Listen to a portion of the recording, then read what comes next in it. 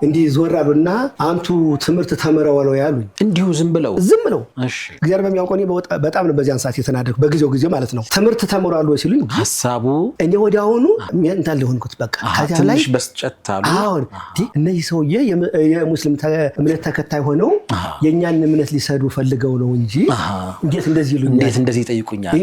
ኋላ ዞራልኩና እንዴት ምን ማለት ነው? እኔ እኮ ቤተክርስቲያን የአብነት ትምህርት ቤት ተምሬ አሁን እኮ ማገልገል ላይ ነኝ ያለሁት።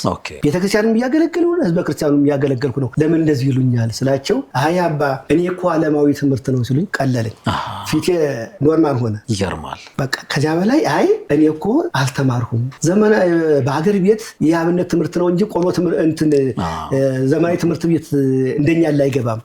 ከታየም ወንጌል ነው። ዘመናዊ ትምህርት ቤት ካዩ እንደኛ ቆሎ የአብነት ተማሪ አይታይም። አስኳላ የሚባለው ነው። አሁን በእኛ አስኳላ ነው የሚባለው።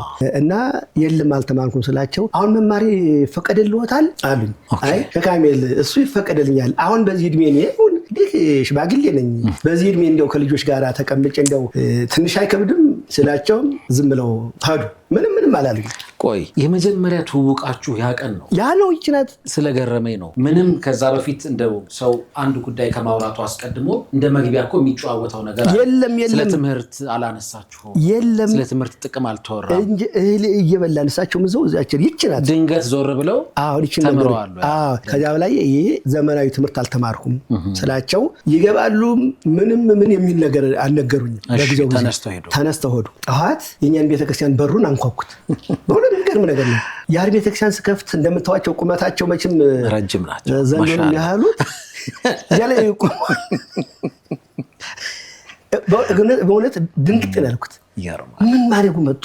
እሱ ሙስሊም እኔ ኦርቶዶክስ ተዋሕዶ እምነት አባት እንዴት ኑ አሉና ጎተቱና እዘውኝ። በዚያን ሰዓት ደግ ዘመን ነበር። በአሁኑ ሰዓት አልከተላቸውም ነበር። አሁን ዘመኑ አስቸጋሪ ስለሆነ እንዳሁኑ ቢሆን አልከተላቸውም። የዚያን ጊዜ የዋ ዘመን ነው። ተነስቼ እጃቸውን ይዤ ጀማሪ ትምህርት ቤት አለ እዚያ ወሰዱኝ። እዚያ ወስደው አስመዝግቡልኝ ልጄ ናቸው ወንድሜ ናቸው ብለው አንደኛ ክፍል ከተቱኝ። ኦኬ። እስከ ድረስ እርስዎ በጉዳዩ ላይ ማማከር የፈለጉትም ሰው የለም? ኦኬ። ዝም ብለው ነው ዘኝ ያሉት። ደብተር እስክሪብቶ መያዛቸውን አውቃለሁ። ራሳቸው